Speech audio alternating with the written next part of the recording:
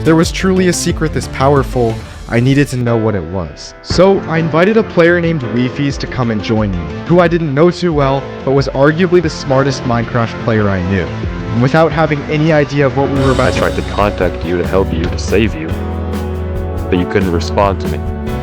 How can I put you in a situation where I know there's no way? He's coming back there. I need you to live. Splash this on yourself. Did you just shake your head at him? What? People that we love the most, they tear us apart. What did you just do? I guess this is where we part ways.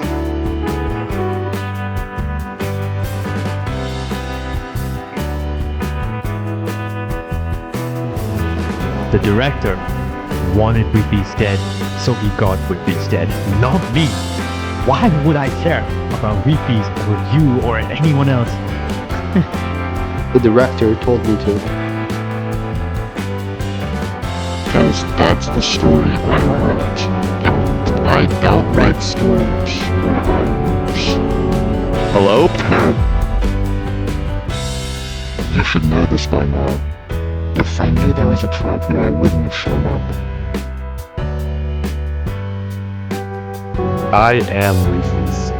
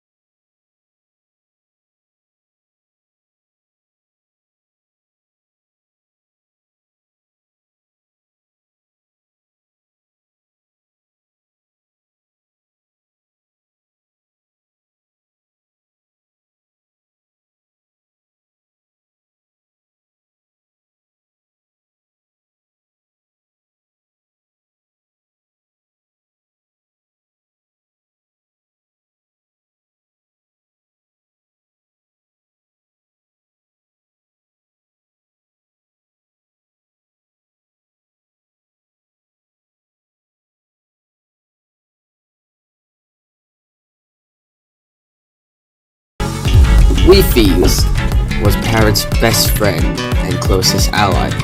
Their mutual trust remained a constant throughout Season 1. He's the main antagonist in Parrot's first Season 2 arc, as Wifies was later reviewed to be the director in hunting a Minecraft player who doesn't exist, which is his 5th episode in this arc. Today, I'm going to be talking about the history of Wifies on the Unstable SMP. It all starts in Season 1. Parrot invites Wifies to help him find a secret, which Spoke told him to. Parrot finds a music disc with a texture pack that was put there by Spoke. He listens to the disc, which gives him a set of coordinates to go to. Parrot finds a medieval castle and opens a door by having him and Wifies step on 2 pressure plates. They then obtain a disc and fly out of the castle as it is exploding with TNT. Spoke then sends Parrot another texture pack, so Parrot plays the discs and says he has to follow the light. Parrot assumes this means they have to go to the Prince Am Empire. He then sees Wemmbu, and after a bit of chatting with Wemmbu, Prince Am comes over. Wemmbu and Prince Sam are eager to get information about what is happening, as it has to do with Spoke. Wifies and Parrot fly over to the castle. Parrot almost dies multiple times as Wemmbu and Prince Sam attacks them. But eventually, they were able to escape. He waits for them to leave and then sees the lighthouse redstone lamp is blinking in Morse code. The Morse code then comes out as Y-64. They find a stairway in the lighthouse to the coordinates, and opens a chest which contains a music disc. The disc tells them to bring flight duration 3 rockets, and not flight duration 1. But Parrot and Wifies, they're kind of stupid. So they did not bring flight duration 3 rockets, but they brought flight duration 1 rockets. As they somehow thought that flight duration 1 rockets can travel super far. But whatever. They get to the coordinates and find a void base made out of chest minecarts and shulker mobs. However, they realize that the opening is sealed with obsidian. So they go back to the old opening, but realize that it's now been sealed with cobblestone and obsidian.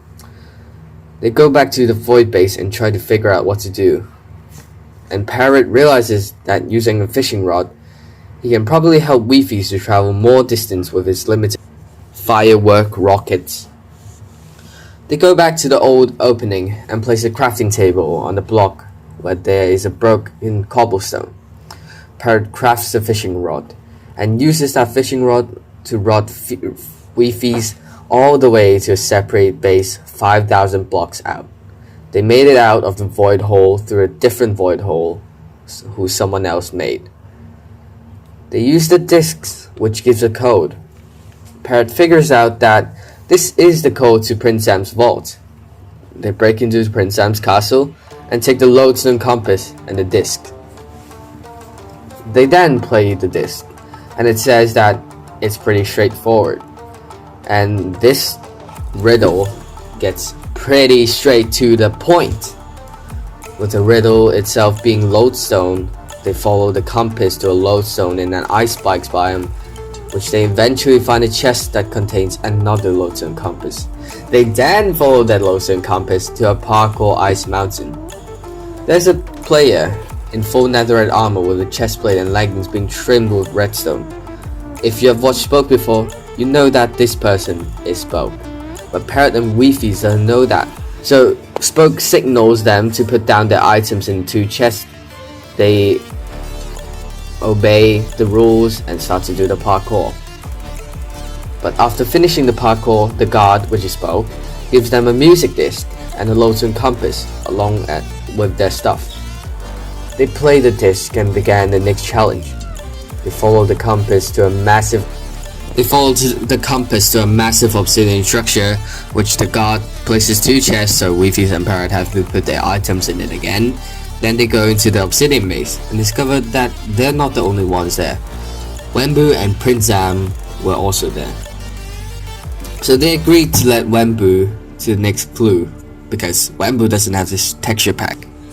Because Wemmbu doesn't have a texture pack, it would be pretty useless to him, the clue, after Prince Sam and Wemmbu got the jukebox and discs.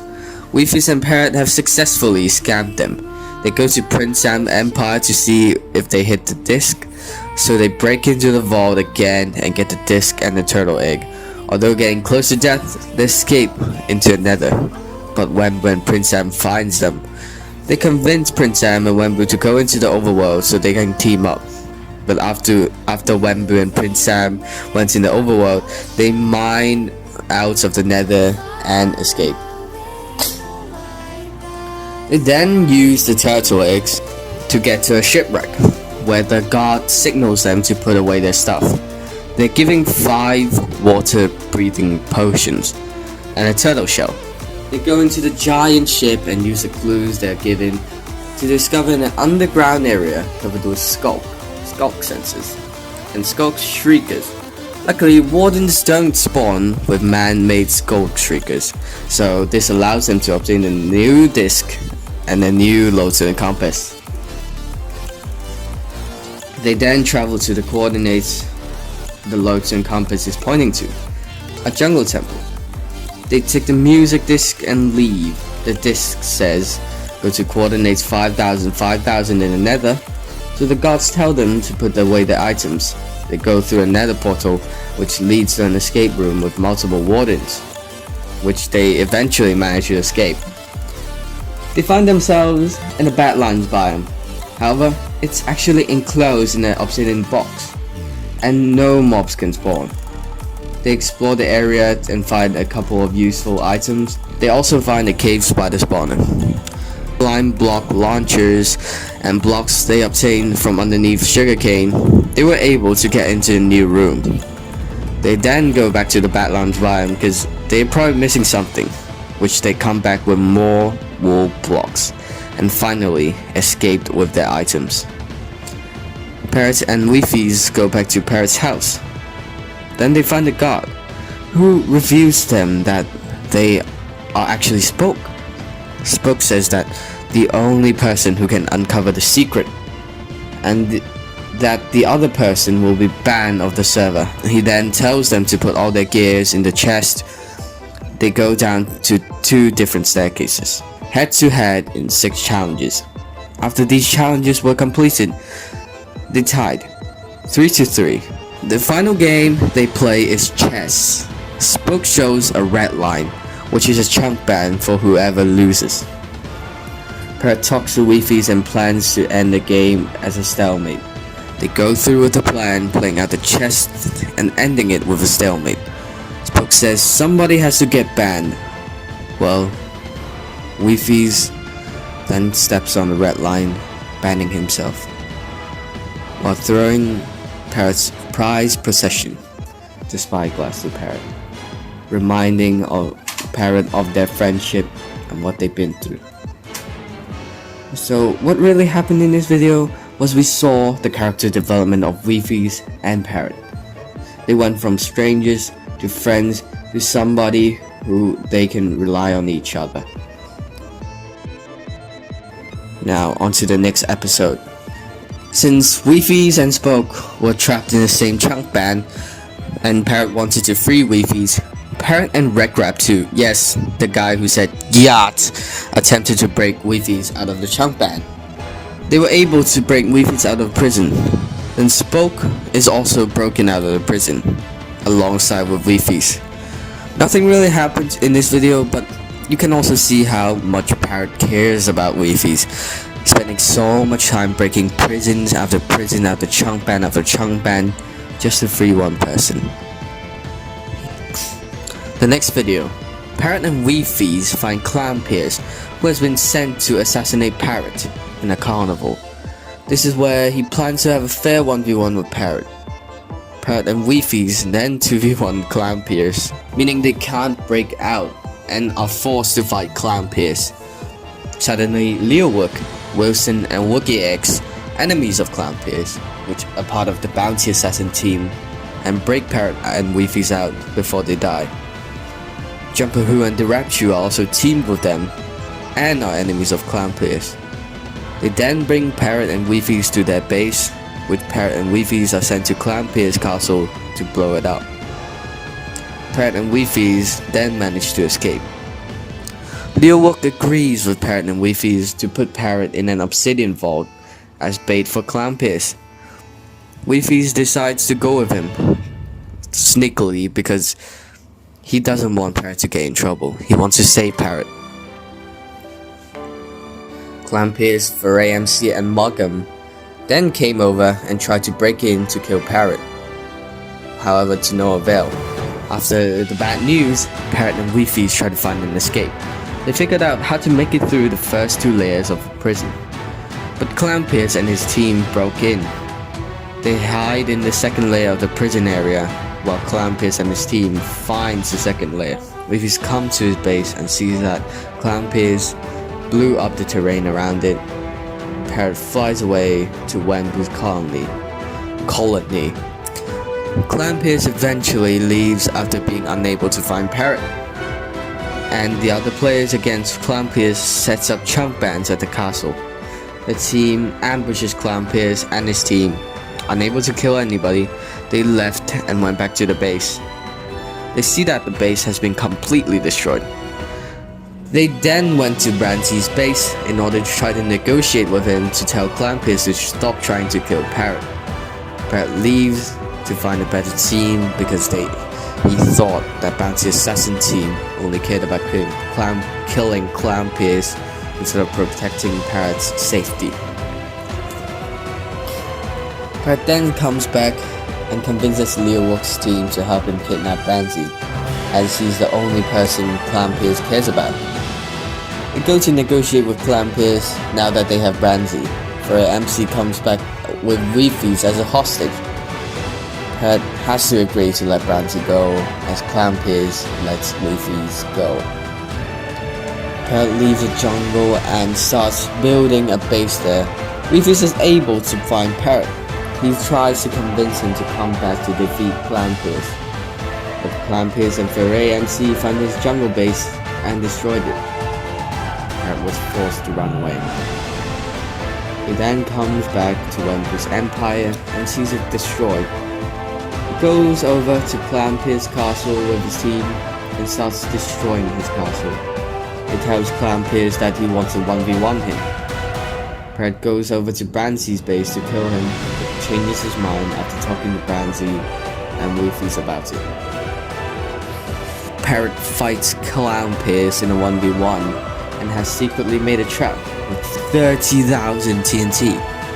However, Parrot is unable to kill Clampers with a trap because Clampers is the deadliest player of the deadliest Minecraft SMP.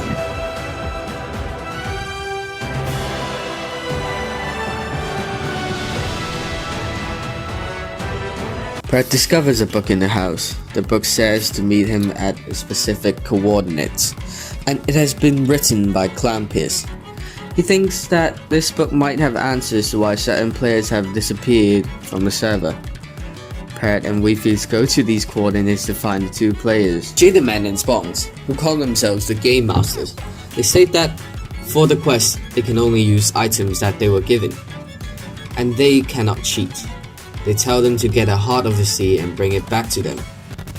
They can only use iron gear for this. Then they go into the underwater trial and are able to get a lodestone compass. Kier and its dev find Parrot and Wifies while they follow the lodestone compass. They try to intercept the hunt, but Parrot and Wifies escape using invisibility. They find two ships, which appear to be Clampers themed. They use the clue they find at the ships, which they go to where the winds meet. They find an escape room and quickly solve it and obtains the Heart of the Sea. They realize that Directu's most prized possession is a Heart of the Sea, meaning that each item will probably correspond to one of the missing players. The next question is to get a pair of netherite boots, which would make sense because netherite boots are of Jumper Who's most prized possessions. They find a giant mountain which leads to the clouds and goes inside. They are given 5 tasks to help the town in the sky, which are found in the book. Kier and its dev finds them again. He edits the book to get rid of some clues and then gives the book to them. After they do all the tasks, they tell Kier and Dev that the hot air balloons are in an arrow, and that they have to follow the arrow. This is a lie. After they leave, they figure out that by flicking a certain lever, it activates a bunch of flying machines which look like flying lanterns. They then find the netherite boots in the chest. The next quest is to get a poppy. They find a giant field of flowers and they have to find which one is the poppy, which they eventually find, but they accidentally dig under the poppy and find a giant underground forest. They find a very long cave and followed it, but it's only made out of stone. Eventually, they find a valley. Following the valley, they find a giant tree. Inside of the tree, they find an escape room. After solving the escape room, they get a riddle. As they read that out, Booster, Kier, and Dev come over the tree and started grieving it. They burn down the tree. They see Parrot in leather armor and Parrot runs away and hides. They are also able to find Parrot and Wifies after that. Parrot is forced to give them a fake riddle. They figure out that it is a fake riddle, but Wifies has already secured the item in the ender chest. Parrot and Wifies realize that this is HermitCraft's base. Booster and his team leaves. They see multiple TNT bomber planes coming. This is because Booster paid Wemmbu to destroy the valley. After moving the animals inside of the mountain so they don't get blown up, they build using melons. Wemmbu spawns withers. Using the melons, they try to stop the planes, but Wemmbu finds them after a bit and they agree to team up to steal Boostfuzz and his team's items. Parrot and Wifies go to the next quest, and they find a Sculpt-themed escape room. They make it through the escape room after finding a cave. After following the cave, they find an ancient city. The clue says that the key to the vault is the heart of the warden. This implies they have to kill a warden. They plan to use Dripstone to kill the warden, and after killing it, they made it through the vault and got a diamond. They put the diamond in the frame at the base. However, Kier and Dev found the diamond and stole it. They stole all of the items Parrot and Wifies have obtained. Wemmbu, Parrot, Wifies then goes to their headquarters to blow it up. They built an orbital strike cannon to destroy the base, and after flying to the base, they activated the orbital cannon, completely destroying the top layer of the base. They use TNT and spawn withers to destroy the base. Wemmbu finds a stash of netherite blocks and diamond blocks, and they steal all the items. In the nether, Parrot and Wifies find a bunch of nether quartz which appears to be in Morse code. It says 090.256 Rupal. They go to the next coordinates and find a sign that says 840.32 Cyan. They next find a chest which has items in it. They find the items in the chest probably mean 670.5 brown. They find a sign under the lava that says 960.18 pink. On the nether roof, they find a sign saying 390.43 blue. They find a giant castle and go inside using striders. Parrot and Wifies use the numbers they found to find books. After finding all the books, they bring it to the vault and input the books. In the vault, they find the item, a wither rose. Parrot and Wifies move on to the next quest, which is to go to the end. They go to the end with almost no items. They end up finding an entity, and inside, Wifies' prized dragon egg. Right before going through the end portal to escape, they find Kier and Dev, which they try to kill Parrot and Wifies, but again, as the plot armor goes, they escape the outer end They escape to the outer end islands. Parrot and Wifies then finds an ender chest to get the gear from the ender chest. They go back to the main island and try to kill them. Kier and Dev runs away, so Parrot and Wifies leave. Parrot and Wifies go back to the base and finds Clampus. They ask Clampus why have people been missing, but this place he says that he doesn't know. Okay, bro. So Well, you've they're not actually half the done time. nothing. Parrot puts his last item, the spyglass, in the item frame. Welcome to Proton. Parrot and Wifies are trapped by Clampus in a prison called Proton. Inside the prison, they were given a small world with resources in it. Although they had no items, they purposefully went in the prison to try to break and find all their friends. They realized that no mobs were spawning in the prison. Wifies tries to go to the green section of the prison, but when he walks in the area, he gets chunk banned. Wifies comes over to Parrot after being unchunk banned by a guard. They see in a map that someone wrote SOS in Morse code. They communicate using Morse code in maps. A guard comes in and moves Parrot into a new cell. Wifies finds Parrot. They find a wandering trader who sells sand. Parrot is moved into the next cell. Parrot plans to make a stasis chamber to escape. He sees Wifies and tells him about his plan to escape. Parrot then gives everybody in the cell, including Wifies, contraband items. Parrot ender pearls to every cell and gives everyone end chests. The prisoners go into a control room invisible and pretend to be guards, which Jumper Who escapes from solitary confinement, Canadian-built witherboards and a missile to destroy the trunk band, and a couple more TNT flying machines. They're able to destroy all the chunk bands until they find a slime block machine which stops them from going any further. Using pearls, they're able to pearl over the rest of the chunk bands. Parrot uses the elytra to escape, leaving Canadian in the prison. Canadian writes in Morse code in the map that says he has an endless pearl stasis chamber at his base. They find his base in a lava pool and activated his stasis chamber. This is the end of that episode. In the next episode, Parrot and Wifies try to create an end civilization, millions of blocks away from the end spawn. They see that a player has been following them. They pop the totem of the person underground and find that it is Dean the Bean 9. He says he's the part of the mafia. They recruit him as a member of the civilization. Parrot tries to recruit people from the Zam Empire but sees that it's completely destroyed. Then they decided to move villagers to the civilization. Players from the mafia found them and start to kill them while they are moving villagers.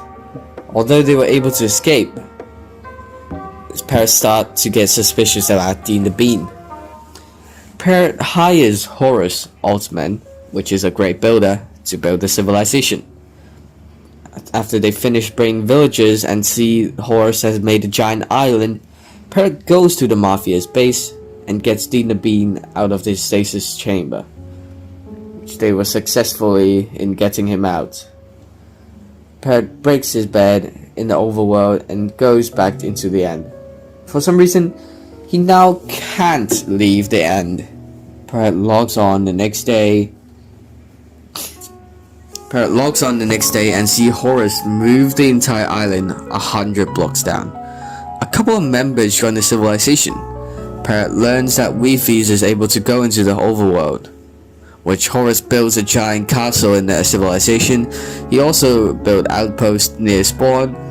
Boostfur comes over and tries to take over the civilization, while Horus sets up chunk bands, aka flycatchers, around the civilization. Vance and Lettuce K tell Parrot that they are invisible players cycling around the chunk bands. The Mafia sent multiple bomber planes, but the civilization was able to stop them. Parrot tells them in a meeting room that they are unable to leave the end if they do not have a bed spawn set in the overworld. Horus builds a giant dome surrounding the civilization. Boostfur, Kier, and Steb come over for the election, which Boostful was unsuccessful in winning the election, and he tries to leave, but gets chunk banned. And against those AC-130 above bombers, something caught my eye. There was an invisible player in the town square. FYI. Dean the Bean tells Parrot that yesterday an invisible player got into the civilization. A new bomb plane is sent to destroy the civilization. The mole from the Mafia is able to turn off the chunk bands after the Mafia invades. All members of the civilization runs away. Parrot and his friends try to explode the civilization. A key detail that I forgot to mention was, this is the moment where Parrot got hunted down by Mafia members while trying to fight the Mafia. Wifies kept messaging him, not knowing if he's safe, asking if he needs an escape tunnel. This is the moment that broke Wifies and turned him into the director. There was a moment that changed everything. We were being attacked in the end. Do you remember that? You were heavily outnumbered and outgeared, and you separated from us to serve as a distraction. The moment you did that, I knew you were in trouble. I tried to contact you to help you, to save you, but you couldn't respond to me. I was helpless. I had to wait there, not knowing if I would ever see you again. And from that point onward, this happened over and over again. You sacrificing yourself for a cause that exists only in your head. And I was Parrot, Wifies, and Dean the Bean 9 try to steal from Capital City, owned by Redunes. They are caught by Radun and 5 of his guards. Radun says that they each need to get 1,000 diamond blocks, but they try to escape and fail. Radun says they now need to get 10,000 diamond blocks in order to leave. After that, they find a group of miners. Not miners, but miners. With Coin Monkey as the warden. Parrot spends his time mining. Parrot and his friends steal from Capital City's vault. Parrot then gives PKTM more than 3,000 diamond blocks and he's set free for meeting his quota. Parrot gives more people diamonds he stole from Capital City for them to be set free. Radunes then finds out about the people getting set free and sees that his diamonds have been stolen. He triples the required quota for everyone. Coin Monkey is then fired. Using the smugglers, Parrot and Wifies are able to get white wool. They break into one of the vaults using wool, as there are skulk sensors detecting sound. They get in and steal the diamond blocks. Coming back to the mine, Radunes catches them. Parrot and Wifi store all the shulker boxes of diamonds in pots to not get caught with the items. Radunes figure out that they use the pots to store the diamonds, so he makes it whoever that has the lowest amount of diamonds has to play a game of roulette to decide if they live or not. Dean and Parrot are tied for the lowest. Parrot loses, but Coin Monkey says he can't kill him, as he doesn't want to kill Parrot. Parrot then threatens to tell Radunes that he didn't do his job unless Coin Monkey helps them steal from Radunes. They find a bunch of different locks in its vault, but luckily they're able to brute force them by breaking all the combinations and breaking the redstone. But however, they realize that they forgot to bring shulkers, so they were forced to leave. Coin Monkey then tells them Radune's plans to lock down all of his vault. Luigiton mentions a far-land civilization to Parrot. Radunes forces people to play a game which decides if they live or not. Radunes rings it so Luigiton dies. Coin Monkey refuses to kill him, so Radunes kills Luigiton himself. Coin Monkey agrees to give the miners gear to steal Radune's diamonds for leverage. The team gets caught. Radunes gambles if they can leave or not. Radunes lets everyone set free except for Parrot, Dean and Wifi, even though he won his bet. Radunes brings them to Ashwag and the Mafia. Ashwag suggests them to join the Mafia, but they disagree. They try to escape, and Ashwag try to force them to join, but Coin Monkey activates their stasis chamber. Parrot and his team then runs away.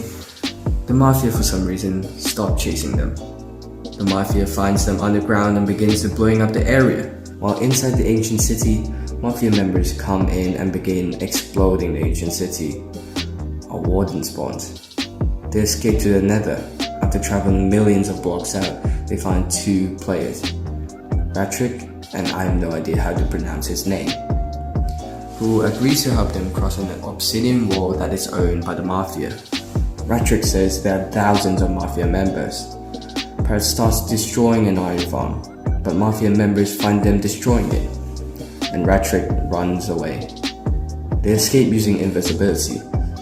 While they're looting a trial chamber, they found that all the ominous vaults are removed, and they hear people who are in the walls digging to them, which are revealed to be Spoke and Maypick in the other video. I don't know nothing but They no ice. then go into the nether room with horses. 40 something millisubs or so, I've been told. Whoa. This is how the story goes. 40 something millisubs or so, I've been told. From the screen to the ring to the pen to the king. Again, making it to the Farlands. The Mafia finds them and begins to kill them. They then escape to the overworld. Right before getting to the Farlands, Dean the Beam tells Parrot. Mining Civ.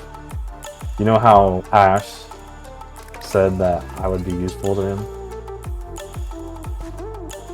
Yeah? He told me. What are you doing? Packing up. No, keep going. Finish For it. what? Packing up for what? Wifies. Put that back down, bro. Well, we don't want to stay here. We don't want to hold base. I don't care. I'm listening to what Dean has to say. Okay, we hear him out. He told me that in exchange for my life, that I would be of service to him. Bro, Yeah. cut to the point. What are you saying, bro? What are you saying? I'm the reason why the Mafia has found us every single time.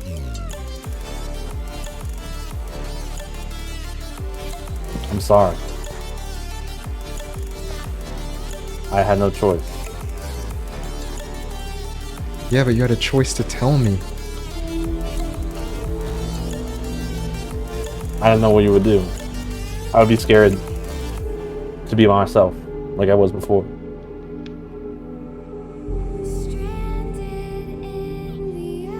Well, that's one way to put it. I asked both of you if either of you would ever do something like that. And you know what you guys both said? What did you guys say? Because you said it yourself. I said no. So why didn't you tell me, bro? Like I told you, I didn't know what was gonna happen to me. If I don't know how you would react, and I don't know if you would kick me out like Wifies wants to do. And I would probably die on my own out there. Wait, Wifies, you also knew? Well, yeah, who's gonna go and say it? Yeah. Clocked it a few days ago. He has been the reason that the Mafia has found him every time. Then he leaves. And Wifies... Luigi, Barrett, he's dead. What's it gonna take? Do I have to die like him for you to believe me? For you to care about what I'm saying? Is that what it's gonna take?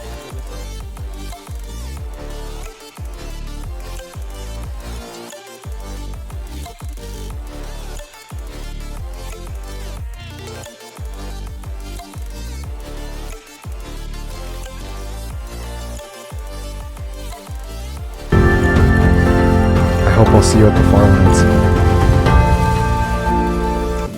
burns the compass that they were using to find a fallen civilization, which broke Parrot's trust, while Parrot leaves without Wifies. Wifies has convinced Ashwag beforehand to help him to fake his death, causing Parrot and everyone else to think that he's dead. This through getting Parrot to tame a dog, naming the dog Wifies, and replace the dog in the house with another one. And Ashwag presumably teleported Wifies into the void. He went somewhere else instead of the dog fell. This gave Parrot the message that Wifies fell out of the world, letting him believe that Wifies died. So Then essentially, on, what Wifies really became happened the director. the two episodes. The director of Mafia, wanted final Wifies two dead, episodes so he got Wifies dead, not me. Why would I care about Wifies or you or anyone else? Farland, they were Only showing himself as their an invisible relationship player wasn't with that close good to before, while but wearing after some netherite training and water helping controls. Parrot, they reconciled. That's all and for were season 1. Best friends. In season 2, Wifies then secretly hires Itro-Me to kill Parrot. And we could see everything that Itro-Me happened fails. in season 2. I already called people are already on their way. I already activated the emergency signal. I just came here to tell you why I even tried to kill you in the first place. Why? The director told me to. Unless Parrot knows that he was sent by the director. He then hires Mr. Cube 6 to kill Parrot, which is unable to kill Parrot again, but through a book that Cube had given to Parrot, he taunts him and the bounty assassin team, referring himself to the player who killed Wifies. He uses a stasis pearl to teleport Cube out of his cell. In the next page of the book, he states, "Don't worry about Cube, his job is done. Not because you beat him, but because I said so." I don't think he's a big fan of dandelions anyways. Much to his surprise and horror of Parrot, that there was no way the director should know that Cube had been given a dandelion. closes the book by saying, well, we will meet each other soon, Parrot. Whether you want it or not, because that's the story I wrote. And I don't write stories where I lose. After Parrot was falsely accused being the director by Bat, Wifies left him the book in an abandoned warehouse, stating that it's time for him and Parrot to meet face to face. During the meeting, Wifies was full invis wearing his director armor, explained that the chapter of the story was coming to an end, and he didn't want Bat to continue believing that Parrot was the man behind it all. When Parrot asked why he killed Wifies, the director responded by saying he killed him because he had to. Specifically because of his closeness to Parrot. But Parrot repeatedly demanded that the director removes his voice changer. Wifies told him that the voice changer wasn't to protect himself, but to protect Parrot. The director responded one last time. Oh Parrot, you already know who I am. As Leo and rest of Bat swarmed in, Wifies used a stasis chamber to teleport away from the abandoned building, disappearing before Parrot's very own eyes.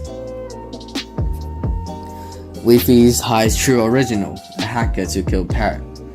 After True Original dies, Wifies finds Bat and kills Nufuli using an arrow cannon. Bat uses the Ender Pearl cannon to try to chase after Wifies, but are trapped in an obsidian box. Wifies tries to kill them with an army of zombies with netherite armor, but fails. Wifies then tells Parrot that he has a week to find out who the director is, or else something bad is about to happen. After a week, they meet up, and Wifies reveals everything to Parrot. That he's the director and why he became the director. The next video shows Wifies trapping Parrot in Paragon, and to sum up this video, after Parrot escaped from the initial room, he discovered that the Paragon prison is an entirely new world with unlimited possibilities. Parrot has a few attempts trying to kill Wifies, which one pops his totem, and Parrot gets to keep his spyglass. And after that, Wifies figured out that Parrot doesn't want to stay in the prison anymore, and traps them both in a room that is set to explode if anyone steps off the pressure plate. Which Wifies knows everything in Parrot's inventory and tells him to drop it. But since Wifies popped his totem and got stasis out before Parrot picked up the spyglass, he didn't know Parrot had the spyglass. So Parrot threw the spyglass on a wooden pressure plate, and Wifies went to pick it up and blew up with it. And that's pretty much it of the history of Wifies on the Unstable SMP. If you enjoyed this video, please subscribe and comment down below what character do you want next. Bye.